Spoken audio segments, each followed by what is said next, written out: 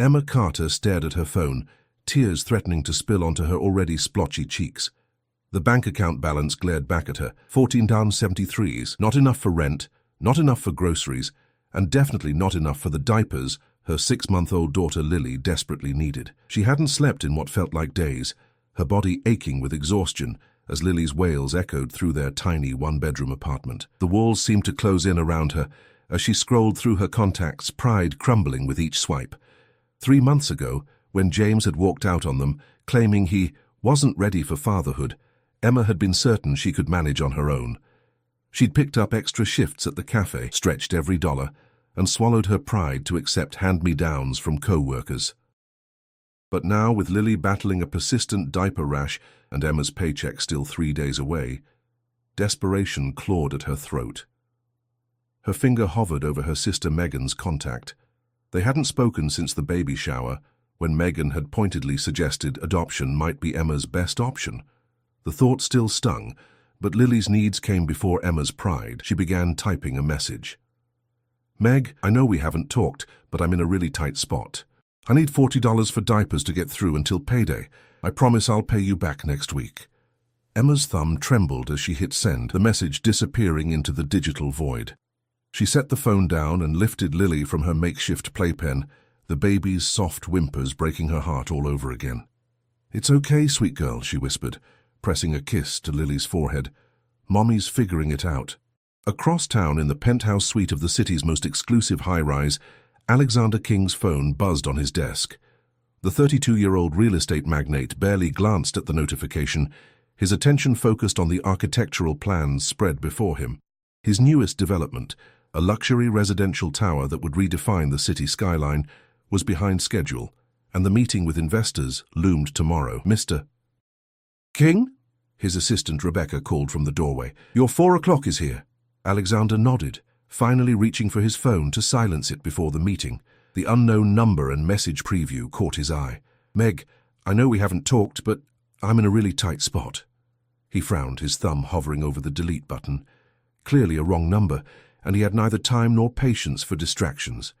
Yet something in the preview's desperate tone made him open the message. Reading it fully, he felt an unexpected pang of something, sympathy, curiosity. He couldn't quite name it. Alexander had built his empire from nothing, climbing from the foster care system to become one of the city's most powerful men. They called him the Alpha King in business circles. Ruthless, demanding, and unfailingly successful, he'd earned his reputation by showing no weakness, no mercy to competitors or underperforming employees. Yet the message's raw vulnerability struck a chord. $40. Such an insignificant sum to him, but clearly everything to this stranger. Mr. King, Rebecca prompted again. Tell them I need 5 minutes, he replied, his fingers already typing a response before his rational mind could intervene. Wrong number, but I'm curious, why are you out of diapers 3 days before payday? Emma nearly dropped her phone when it chimed with a response. Her heart sank as she read the first words, wrong number, but the question that followed made her pause. Someone had received her desperate plea, and rather than ignoring it, they'd asked a question. The simple human acknowledgement of her struggle brought fresh tears to her eyes. I'm so sorry for texting you, she replied quickly. My baby's father left us 3 months ago, and I've been juggling bills. Had to fix my car last week to keep my job, and that ate the diaper money.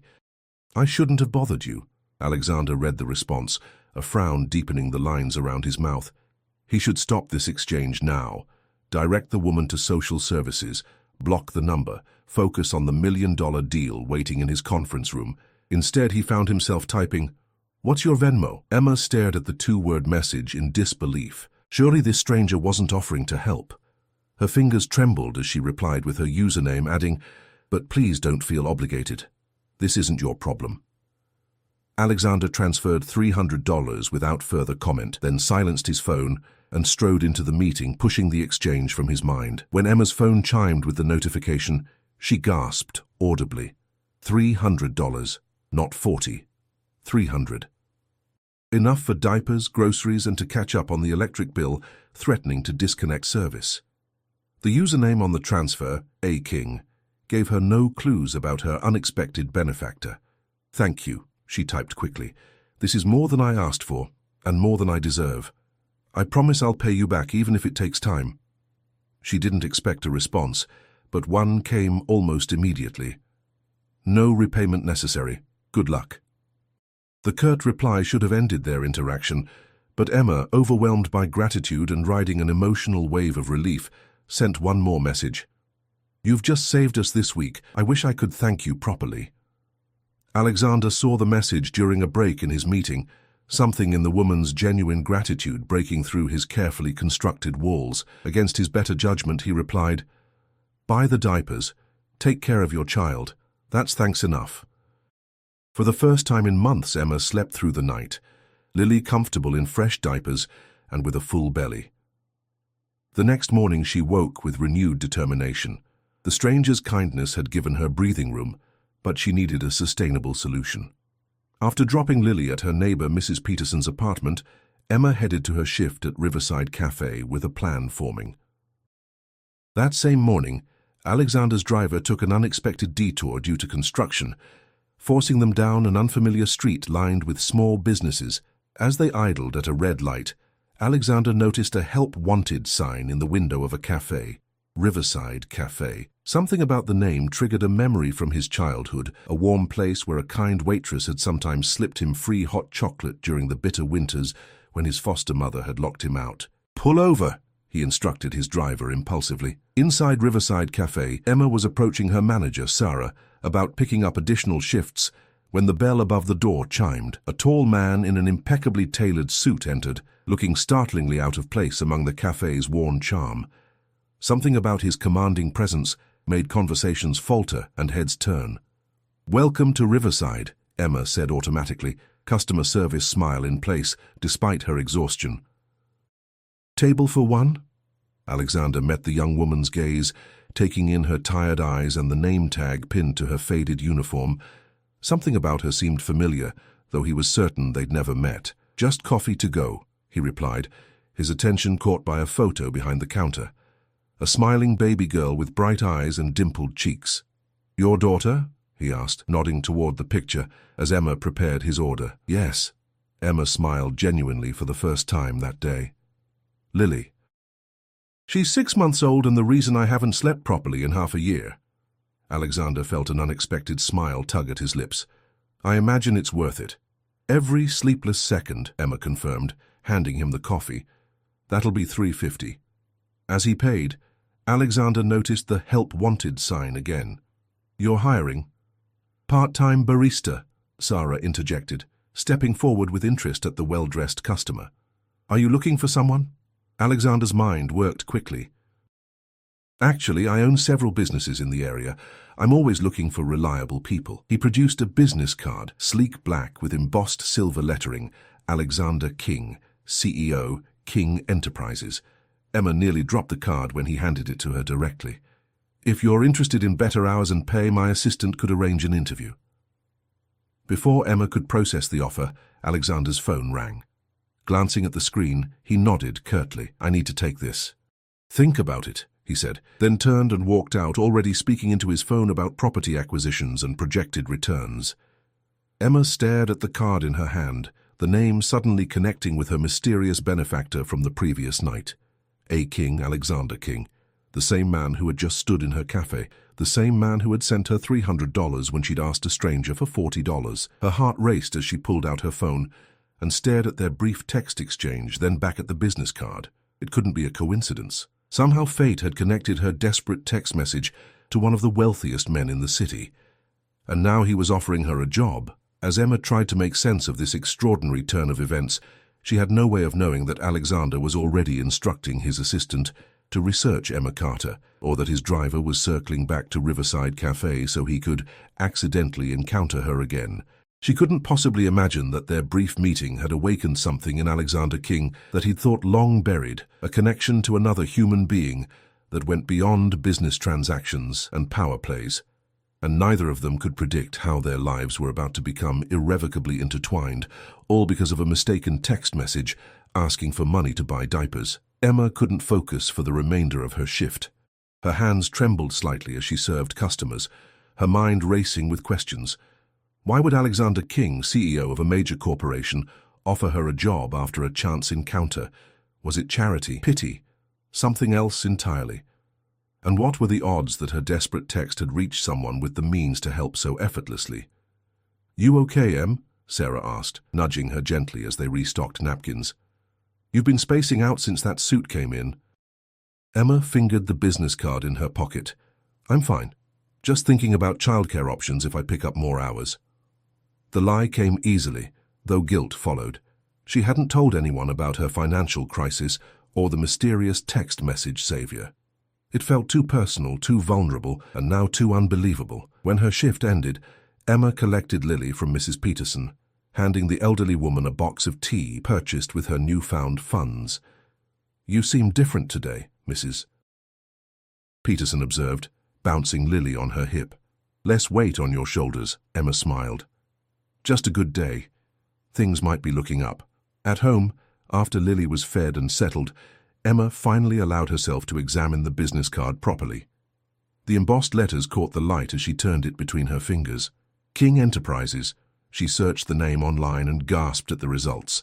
Alexander King wasn't just wealthy, he was in another stratosphere entirely. Self-made billionaire, real estate mogul, philanthropist with a reputation for ruthlessness in business.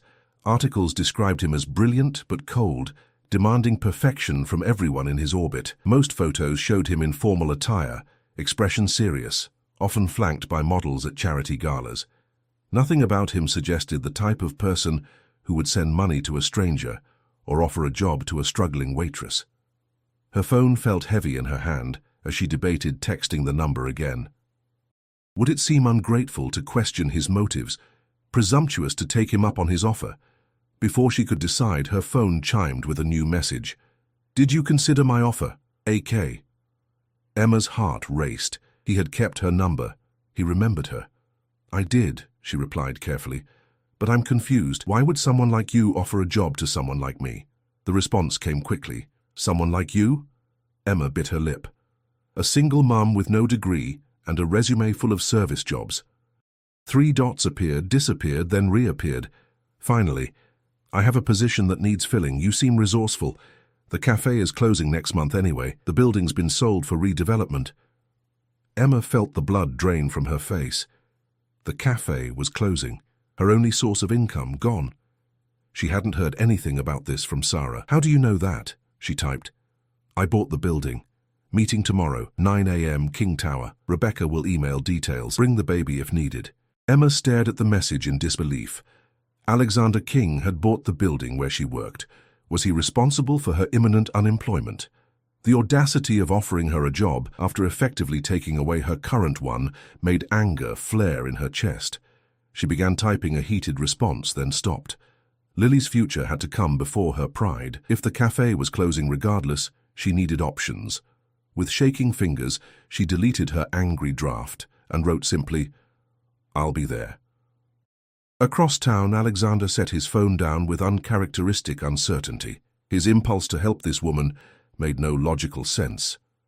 Perhaps it was her resemblance to Mariana, the waitress who had shown him kindness during his darkest childhood days. Or maybe it was the genuine love in her eyes when she spoke of her daughter, something his own mother had never displayed toward him. Whatever the reason, Alexander found himself instructing Rebecca to prepare for the interview with unusual specifications. Make sure the conference room has a comfortable chair for a nursing mother, and find out what time the baby usually naps. Rebecca, who had worked for him for 7 years, raised her eyebrows but said nothing. In all their time together, she had never seen him make accommodations for anyone. The next morning, Emma dressed in her best outfit, a navy pencil skirt and white blouse she'd worn to her cousin's wedding 2 years earlier. Lily, sensing her mother's nervousness, was mercifully cooperative, cooing happily in her second-hand stroller as they navigated public transit to downtown. King Tower stretched impossibly high against the blue sky, glass and steel gleaming in the morning sun. Emma felt small and insignificant as she pushed through the revolving doors into the marble-floored lobby. "Emma Carter for Alexander King," she told the security guard, trying to project confidence she didn't feel. 52nd floor, he replied after checking his tablet. "They're expecting you." The elevator rose with stomach-dropping speed. Emma checked Lily's diaper bag for the third time, making sure she had everything: diapers, wipes, formula, extra clothes, toys. She'd brought enough supplies for an Arctic expedition, terrified of appearing unprepared. When the doors opened, Rebecca was waiting, tall, polished, and intimidating in her tailored grey suit. "Miss Carter," she greeted, eyes flicking briefly to Lily. "This way, please." Rebecca led them not to a conference room but to a spacious office with floor-to-ceiling windows overlooking the city. A plush armchair sat in one corner beside a small table set with water, coffee, and pastries. Most surprisingly, a portable crib had been set up, complete with soft blankets and a mobile. "Mr. King will be with you shortly," Rebecca said. "Please make yourself comfortable. There's a changing table in the adjacent bathroom if needed." Emma stood frozen in disbelief long after Rebecca had left. The level of preparation for her and Lily's comfort was unexpected and, truthfully, a little unsettling. What kind of employer went to such lengths for an interview with a cafe waitress? "Good morning." She turned to find Alexander King standing in the doorway, somehow more imposing than she remembered. In the cafe, he'd been merely a well-dressed customer. Here, surrounded by the trappings of his success, he radiated authority and power. "Mr. King," Emma acknowledged, forcing herself to meet his gaze. "Thank you for seeing me." "Alexander," he corrected, moving to sit behind his desk. "Please sit." Emma carefully positioned Lily's stroller beside her chair, grateful when the baby remained contentedly playing with her teething ring. "Before we discuss potential employment," she began, gathering her courage, "I need to know, did you really buy the building where Riverside Cafe is located?" Alexander's expression remained impassive.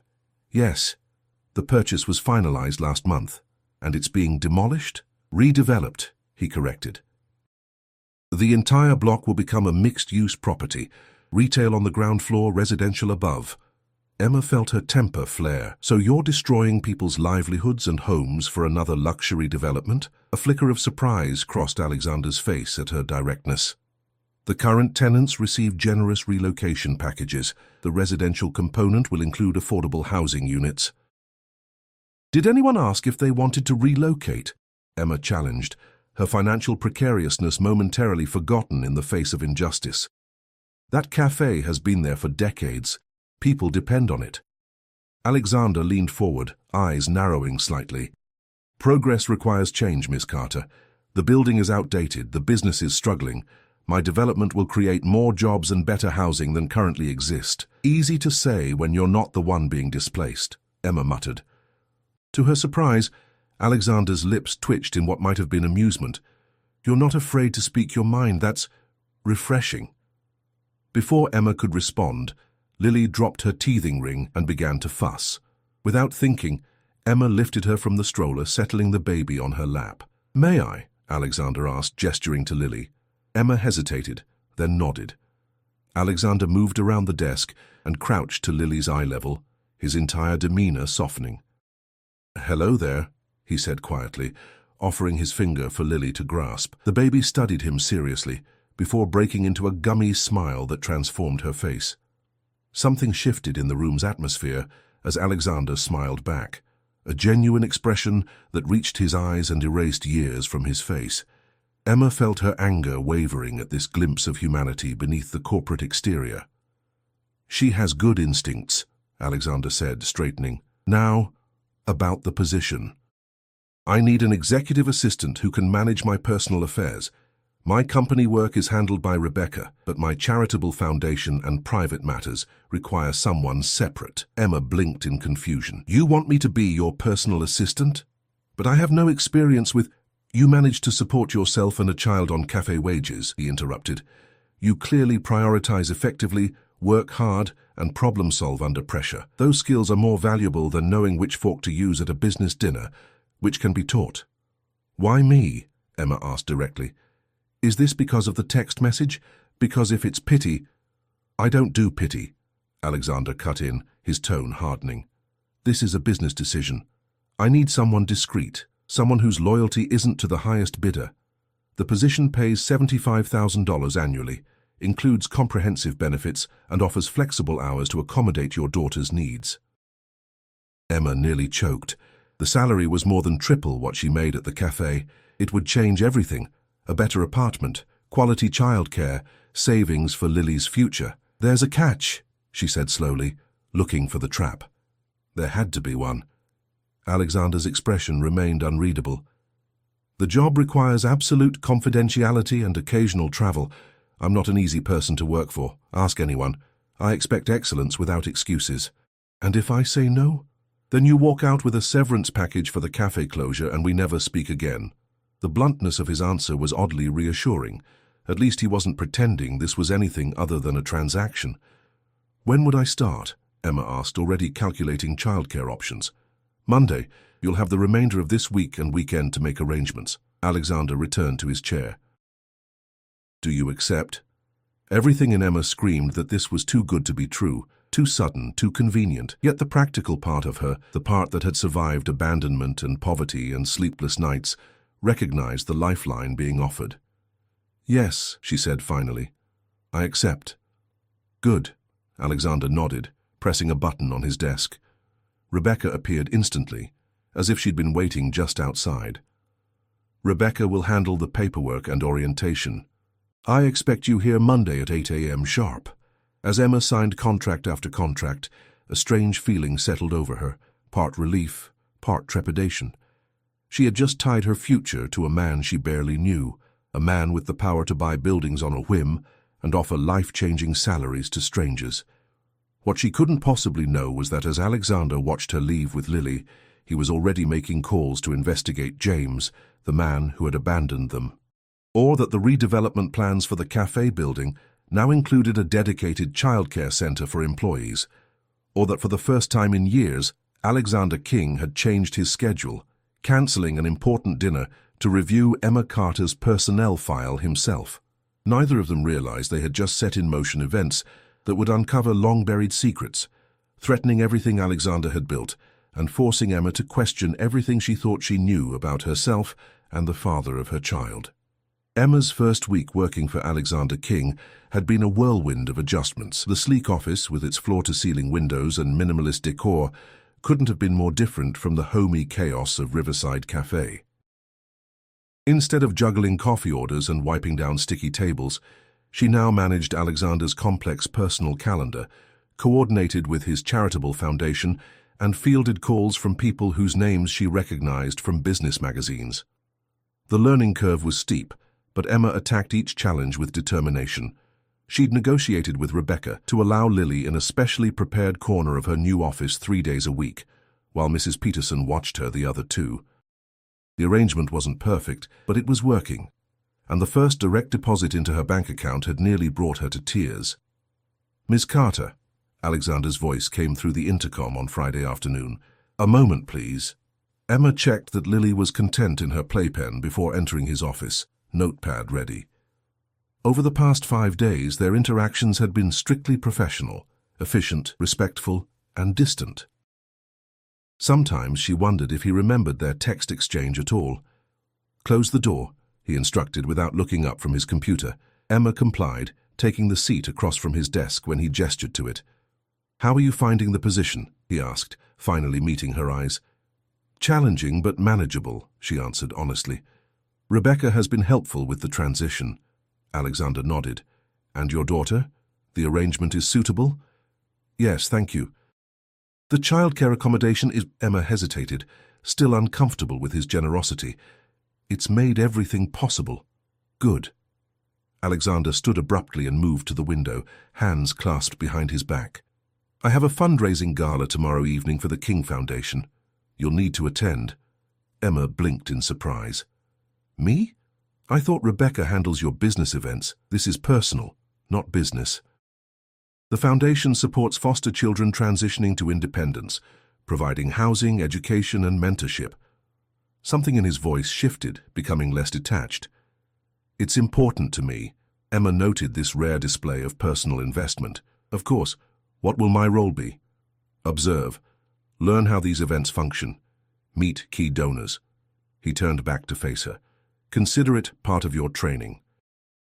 I don't have anything appropriate to wear, Emma admitted, thinking of her limited wardrobe. Alexander waved dismissively. There's a boutique on the 40th floor. Tell them to bill me directly. Be ready at 7 p.m. tomorrow. Car will collect you. Emma bit her lip. And Lily, Mrs. Peterson can't babysit on weekends. For a moment, Alexander seemed genuinely surprised, as if he'd forgotten the existence of her child. Then his expression softened almost imperceptibly. Bring her. My penthouse has secure access and multiple bedrooms. She can sleep there while we attend. My housekeeper Maria has grandchildren. She'll watch her. Emma wanted to object to leaving Lily with a stranger, but the logical part of her brain recognized the practicality of the solution. Thank you, that's very thoughtful. Alexander nodded curtly, clearly considering the matter resolved. That will be all. As Emma returned to her desk, she couldn't shake the feeling that there was more to Alexander King than the cold, calculating businessman the world saw. The Foundation's focus on foster children, his unexpected accommodation of Lily, small cracks in his carefully constructed facade that hinted at something deeper. What she didn't know was that Alexander had spent the week conducting his own private investigation. James Wilson, Emma's ex and Lily's father, had disappeared from the city 3 months ago, leaving behind substantial gambling debts, the type of debts that attracted dangerous attention, the type of debts that might eventually lead back to Emma and Lily. Saturday evening arrived with unexpected nerves. Emma stood before the mirror in her apartment, barely recognizing herself in the emerald gown from the boutique. The saleswoman had insisted the color brought out her eyes, and the cut flattered her postpartum figure in ways her regular clothes never did. For the first time in months, she looked like someone who hadn't spent the night before mixing formula at 3 a.m. "What do you think, Lilybug?" she asked her daughter, who responded with delighted babbles from her bouncer seat. "Too much?" The doorbell rang precisely at 7 p.m. Emma gathered Lily and the overnight bag she'd packed with excessive care, then opened the door to find not a driver, but Alexander himself standing in the hallway. He wore a tuxedo that probably cost more than 6 months of her cafe salary, his dark hair styled perfectly, his posture impeccable. For a fleeting moment, something like appreciation flickered in his eyes as he took in her appearance. "You look appropriate," he said, the compliment so clinical it almost made Emma laugh. "High praise," she replied dryly. "Should I have aimed for inappropriate instead?" To her surprise, the corner of Alexander's mouth twitched. "The car is waiting." The drive to Alexander's penthouse was quiet, broken only by Lily's occasional babbling. Emma found herself studying his profile when he wasn't looking. The strong jawline, the intensity in his eyes, the permanent furrow between his brows that suggested he rarely relaxed. Alexander's penthouse occupied the top 2 floors of an exclusive building overlooking the park. Floor-to-ceiling windows showcased a panoramic view that stole Emma's breath. The space was immaculate, sleek, modern furniture, original artwork, and not a single personal photograph or memento visible. "Maria," Alexander called, and an older woman with kind eyes appeared. "This is Emma and her daughter Lily." Maria smiled warmly. "The little one and I will have a wonderful time, Miss Emma. Don't worry." Despite the woman's grandmotherly demeanor, Emma felt the familiar pang of separation anxiety. Her schedule is in the bag, along with her favorite toy. She might fuss when— "Emma," Alexander interrupted gently. "We need to leave. Lily will be fine." Reluctantly, Emma kissed her daughter's cheek and handed her to Maria, who immediately began cooing in what sounded like Portuguese. Lily, traitorously, seemed perfectly content with the arrangement. The hotel ballroom where the gala was held gleamed with opulence. Crystal chandeliers, ice sculptures, string quartet playing softly in the corner. Emma felt out of place despite her expensive dress, acutely aware that everyone else had earned their position in this room through wealth, connections, or both. "Stay close," Alexander murmured as they entered. "The sharks smell fresh blood." Before Emma could respond, they were surrounded by well-wishers and sycophants. She watched in fascination as Alexander transformed, his usual brusqueness replaced by practiced charm, his responses diplomatic yet decisive. He introduced her simply as "my assistant Emma," offering no further explanation for her presence. An hour into the event, Emma found herself momentarily alone, Alexander having been pulled into a conversation with the mayor. She took the opportunity to examine the photo displays, showcasing the Foundation's work. Apartments for aged-out foster youth, scholarship recipients in graduation gowns, smiling mentors with their mentees. "He built it all himself, you know." Emma turned to find an elegant older woman beside her, champagne flute in hand. "The foundation?" Emma asked. "The Empire?" The woman smiled. "I'm Vivian Pierce. I've known Alexander since he was a scrawny teenager, determined to prove the world wrong." "Emma Carter," she replied, curiosity piqued. "You've known him that long?" Vivian nodded. "My husband was his first investor. Thomas saw something in him, a hunger, a drive. Alexander had nothing back then, just ambition and that remarkable brain of his." "He was in foster care?" Emma asked, connecting the dots from the foundation's focus. "Until he aged out at 18, Vivian's expression darkened. "Horrific childhood. Mother was an addict who surrendered him to the state at 6. Bounced through 7 foster homes, most of them awful. The last family only took him for the stipend. Used to lock him out when he misbehaved, even in winter." Emma's heart clenched, remembering Alexander's interest in Riverside Cafe, the place where a kind waitress had once given him free hot chocolate. The pieces were starting to fit together. "He doesn't talk about it," Vivian continued. "Probably doesn't want your pity, but it explains a lot about him, don't you think?" Before Emma could respond, she felt a presence behind her. Alexander stood there, expression unreadable. How much had he heard? "Vivian," he greeted coolly, "I see you've met Emma." "Lovely girl," Vivian smiled, unperturbed by his tone. "You always did have an eye for potential, Alexander." Something unspoken passed between them before Vivian excused herself, leaving Emma alone with Alexander and the weight of new understanding. "How much did she tell you?" he asked quietly, eyes fixed on the foundation photos. "Enough to understand why this matters to you," Emma replied, gesturing to the display. Alexander's jaw tightened. "My past is irrelevant to your position." "Is it?" Emma challenged gently. "You help foster children because you were one. You noticed me because I work at a cafe that meant something to you as a child. Our pasts shape everything about us, Alexander." For a moment, something vulnerable flashed across his face. So quickly Emma might have imagined it. Then his mask slipped back into place. "We need to return to the penthouse," he said abruptly. "There's something we need to discuss. Something about Lily's father." Emma felt her blood run cold. "James? What about him?" "Not here," Alexander replied, already guiding her toward the exit with a hand barely touching her lower back. "This is a private matter." The car ride back to the penthouse was tense with unspoken questions. Emma's mind raced through possibilities, each more alarming than the last. Had James returned? Was he trying to claim custody? Did he want money? When they arrived, Maria reported that Lily had been an angel and was now sleeping soundly in the guest bedroom. Emma checked on her daughter, finding her peacefully asleep, before joining Alexander in his minimalist living room. He stood by the window, silhouette stark against the city lights, a tumbler of amber liquid in his hand. Without turning, he said, "James Wilson has gambling debts, significant ones to dangerous people." Emma sank onto the nearest chair. "How do you know this?" "I had him investigated," Alexander finally faced her. "Standard procedure for anyone connected to my staff." "That's an invasion of privacy," Emma protested, though without much conviction. Part of her had always wondered about James's sudden departure. "It's protection," Alexander countered. "His debts put you and Lily at risk." "How? He's gone. We haven't heard from him in months." Alexander set down his glass and approached, sitting across from her. "These aren't the type of creditors who give up easily. If they can't find him, they might come looking for leverage." The implication sent a chill through Emma.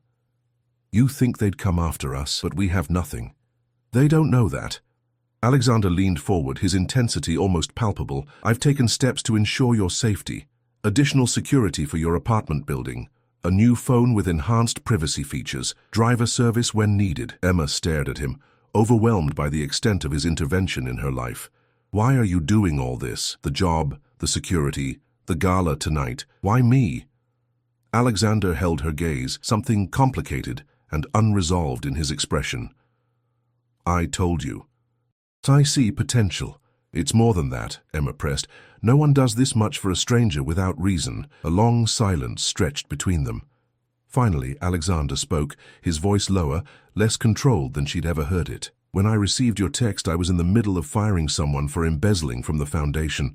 A single mother of 2 who claimed she needed the money for her children. I didn't believe her, didn't care about her circumstances. Business is business." He stood again, restless energy radiating from him. Then came your message. So honest, so unvarnished. You weren't asking for a handout, you were asking for $40 for diapers, promising to pay it back. Emma watched him pace, seeing for the first time the conflict beneath his composed exterior. You reminded me of my mother, he continued, the admission clearly difficult. Not the addiction or abandonment, but the desperation. The difference is, you stayed. You fought for your child. I wanted to see what that looked like up close. The raw honesty stunned Emma into silence. Before she could formulate a response, Alexander's phone rang. He checked the screen, frowning deeply. I need to take this, he said, stepping into his study and closing the door. Emma sat alone, processing his words. Alexander King, the untouchable alpha king of business, had just revealed more vulnerability in 5 minutes than in all their previous interactions combined. She felt off balance, her perception of him shifting yet again. Inside the study, Alexander received news that would dramatically alter both their paths. James Wilson had been found, not by Alexander's investigators, but by his creditors. What they discovered had changed everything. James wasn't just Emma's ex-boyfriend and Lily's absent father. He was the estranged son of Alexander's most bitter business rival, Robert Wilson. Which meant Lily, the innocent baby sleeping in the next room, was the granddaughter of the man who had systematically tried to destroy everything Alexander had built. As Alexander processed this staggering coincidence, another piece of information struck him with the force of a physical blow. Emma's full name, Emma Louise Carter, matched records he'd seen before in a file he'd reviewed obsessively for years. A file connected to the accident that had killed his only friend in the foster system 20 years ago. The connection couldn't be coincidence.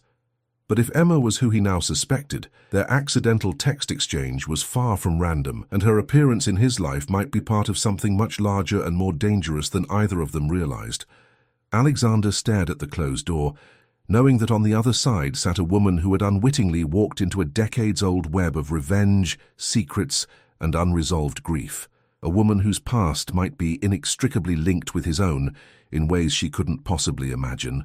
A woman who, against all odds and his better judgment, he was beginning to care for. Emma knew something had changed the moment Alexander emerged from his study. His face, usually an impenetrable mask of control, now bore the strain of someone carrying an impossible weight. His eyes, when they met hers, contained a conflict she couldn't decipher. "Is everything all right?" she asked, rising from her seat. Alexander hesitated, a rare moment of indecision from a man who commanded boardrooms with unwavering authority. "No," he finally admitted, "but this isn't the time to discuss it. It's late." "Alexander," Emma pressed, stepping closer, "you just told me my daughter might be in danger because of her father's debts. Then you took a phone call and came out looking like you've seen a ghost. I deserve to know what's happening." He studied her face with unsettling intensity. "What do you know about your parents, Emma?" The question caught her off guard. "My parents? What do they have to do with anything?" "Humor me," he insisted, his voice taut with restrained emotion. Emma crossed her arms defensively. "Not much to tell. My father died before I was born, car accident. My mother raised me until I was 12, then she got sick, cancer. I went to live with my aunt afterward." "Your mother's name?" "Louise Carter." Emma's confusion deepened into suspicion. "Why are you interrogating me about my family?" Alexander turned away, moving to the window where the city lights mirrored the stars above. "The man on the phone was my head of security." "James Wilson has been found." Emma's heart lurched. Is he okay?" "He's alive," Alexander confirmed. "But that's not all. James Wilson isn't just some deadbeat dad who abandoned his responsibilities. He's Robert Wilson's son." The name meant nothing to Emma. "Should that mean something to me?" Alexander's laugh held no humor. "Robert Wilson is my chief competitor. For 15 years, he's tried to undermine every project, poach every client, and destroy everything I've built." Emma sank back into her chair as understanding dawned. "You think I'm part of some corporate espionage?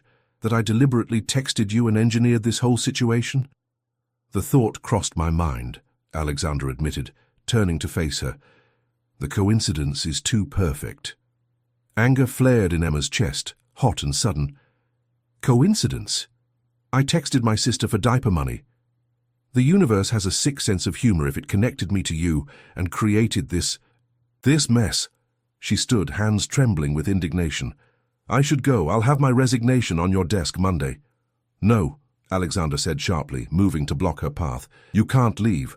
Not until we understand what's happening. There's more. Something in his tone, an urgency bordering on desperation, made Emma pause.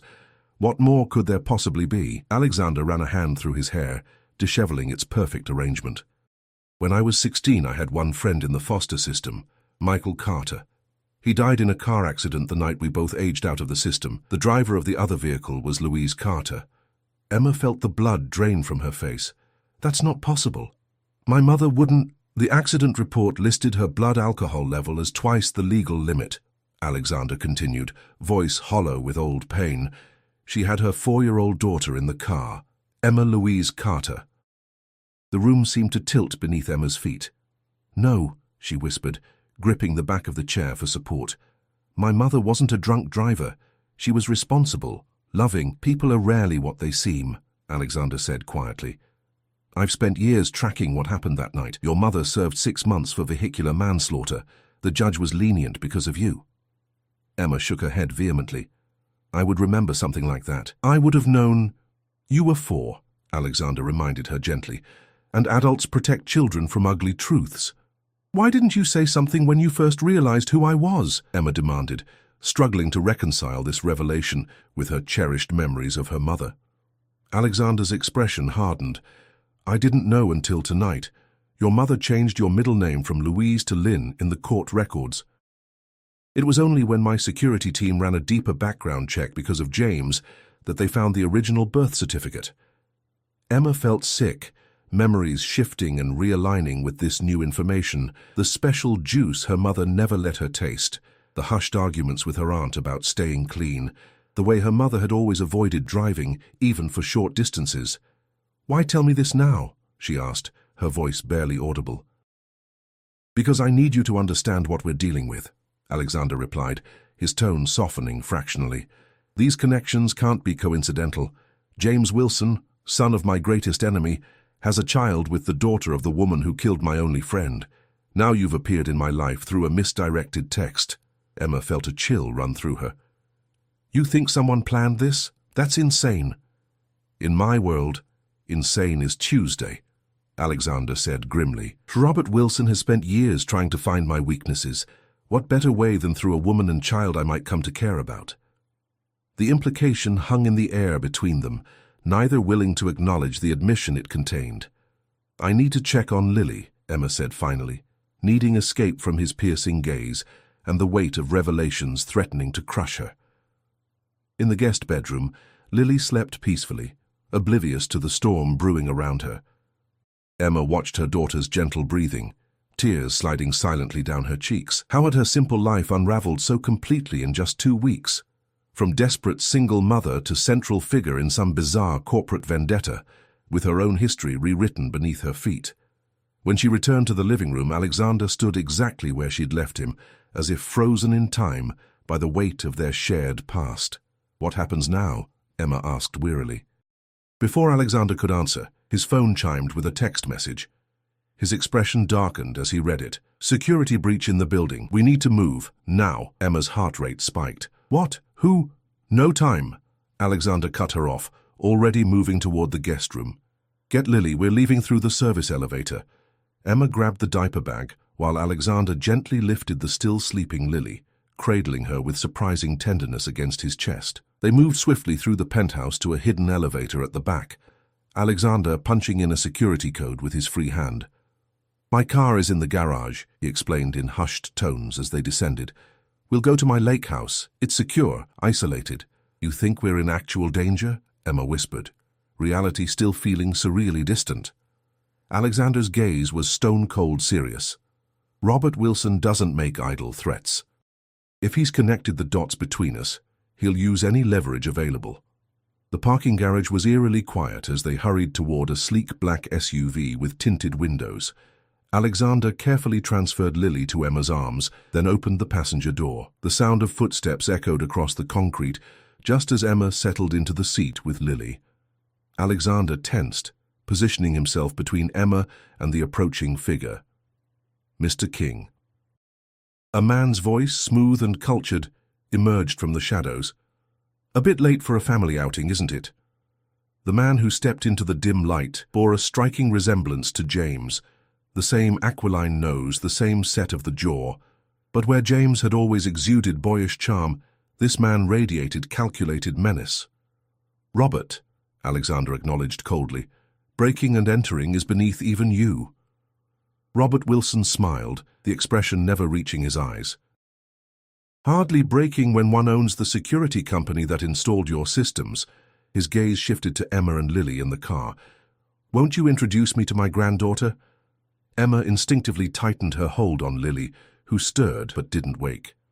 "Leave them out of this," Alexander warned, his voice deadly quiet. "Your quarrel is with me." "On the contrary," Robert replied, "they're very much part of this now. Did you know, Miss Carter, that your charming employer here is responsible for your boyfriend's disappearance?" Emma looked to Alexander in confusion. "He's lying," Alexander stated flatly. "I've been searching for James to protect you, not harm him." Robert's laugh echoed in the cavernous space. "Always the White Knight. Tell me, does she know about the Carter Industries acquisition, how you systematically destroyed her family's legacy after the accident?" Emma felt as if she'd been struck. "Carter Industries? My grandfather's company." Alexander's expression confirmed Robert's words before he could deny them. "It was business, Emma. I didn't know the connection until tonight." "Business," Robert echoed mockingly. "Just like it was business when you drove my son away from his child, threatened him with exposure of his gambling debts if he didn't disappear." "That's not true," Alexander snapped, but Emma caught the flicker of guilt in his eyes. The pieces fell into horrible alignment in Emma's mind. Alexander had known about James all along, had perhaps even engineered his departure, clearing the path to insert himself into their lives. "I trusted you," she whispered, the betrayal cutting deeper than she would have thought possible 2 weeks ago. "Emma," Alexander began, but was interrupted by the arrival of 3 security guards, their attention focused on Robert Wilson. "Sir," one addressed Alexander, "we have the situation contained." Robert smiled thinly. "This isn't over, King. Not by a long shot." He nodded politely to Emma. "We'll speak soon, Miss Carter, about your daughter's inheritance, if nothing else." As Robert was escorted away, silence fell heavily between Emma and Alexander. Lily, disturbed by the commotion, began to whimper softly. "Get in," Emma said tightly. "We're leaving, but not to your lake house. You're taking us home." The drive to Emma's apartment was tense with unspoken accusations. Alexander made one attempt to explain, but Emma silenced him with a raised hand. "Not now. Not while I'm trying to process that everything, my mother, my grandfather's company, James leaving, even you offering me a job, might be part of some elaborate revenge plot spanning decades." When they arrived, Emma gathered Lily and her belongings with mechanical efficiency. At her door, she finally turned to face Alexander. "Was any of it real?" she asked, her voice barely steady. "The help, the job, the concern for Lily, was it all just manipulation?" Alexander met her gaze unflinchingly. "It started as curiosity, then protection, then something I didn't expect." "That's not an answer," Emma challenged. "I didn't engineer James's departure," Alexander said firmly. "But when I discovered who he was, I did investigate him. Your text message was genuinely random, a cosmic coincidence. Everything since has been my attempt to make sense of it, to protect you both from Wilson's games." "And my family's company?" Alexander's expression tightened. "That was business, before I knew you existed. Carter Industries was failing after your grandfather's death. I acquired it, restructured it, saved hundreds of jobs in the process, while erasing my family name," Emma noted bitterly. "While honoring my friend's memory in my own way," Alexander countered. "Michael wanted to be an architect. The Carter building downtown houses my architectural division." Emma shook her head, too overwhelmed to process another revelation. "I need time, space, to think about all this." "You'll have it," Alexander promised, "but you'll also have security, non-negotiable. Robert Wilson is dangerous, especially now." "Fine," Emma conceded, too exhausted to argue. "Good night, Alexander." "Emma," he called as she began to close the door. For what it's worth, I never intended to care about either of you." The admission hung between them as much a confession as Alexander King was capable of making. The following week passed in a blur of emotions and decisions. Emma took leave from her position, using the time to research everything Alexander and Robert had claimed. The truth, as always, lay somewhere in the complicated middle. Her mother had indeed caused the accident that killed Michael Carter, though court records suggested mechanical failure had contributed. Carter Industries had been on the verge of bankruptcy when Alexander acquired it, and he had indeed preserved many jobs while expanding the company's reach. And most surprisingly, bank records Emma obtained through her aunt showed that anonymous donations had funded her mother's cancer treatments, donations that coincided with Alexander's first major business success. As for James, Emma finally received a letter postmarked from Seattle. He admitted to running from gambling debts, confirmed his father's vendetta against Alexander, but denied any grand conspiracy. "I left because I was a coward," he wrote. Nothing more complicated than that. On the 7th day, Emma found herself standing outside King Tower, Lily babbling happily in her stroller. The security guards nodded respectfully as she entered, the elevator taking her directly to the executive floor without her needing to request it. Alexander looked up from his desk as she entered his office, surprise and something warmer flickering across his features before he controlled his expression. "I've been researching," Emma said without preamble, trying to separate fact from fiction. Alexander set down his pen. "And your conclusions?" "That the past is complicated, that people make mistakes and sometimes try to atone for them in strange ways." She met his gaze steadily. "That sometimes the universe has a bizarre sense of humor, connecting people through misdirected texts and shared histories." A ghost of a smile touched Alexander's lips. "Very philosophical." "I'm not here to return to work," Emma clarified. "At least not yet. I'm here because Lily deserves to know her heritage, all of it. The good and the bad. The Carters, the Wilsons, and whatever this is between us." "And what is this between us?" Alexander asked quietly, rising from his desk. Emma considered the question carefully. "A beginning, maybe. Built on truth this time, not convenience or coincidence or corporate manipulation." Alexander moved around the desk until he stood before her, close enough that Emma could see the flecks of gold in his dark eyes. "I'm not good at beginnings," he admitted, "or relationships, or family." "Neither am I," Emma replied with a small smile.